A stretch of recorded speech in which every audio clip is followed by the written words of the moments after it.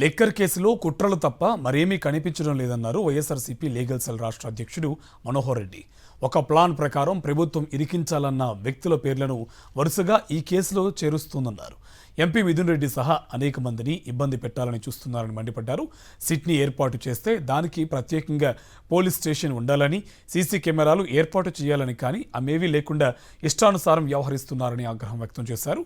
SIT అధికారులంతా పాలకులు చెప్పినట్టే కేసు నడిపిస్తున్నారని విమర్శించారు. మిథున్ రెడ్డి గారిని అందులో చేర్చారు. తర్వాత అప్పటి పూర్వ ఎండి వాసుదేవరెడ్డి, సత్యప్రసాద్, విజయసాయి రెడ్డి గారు, మిథున్ రెడ్డి గారిని, వీళ్ళందరినీ దీంట్లో ఒక్కొక్కరినే నిందితులుగా చేర్చి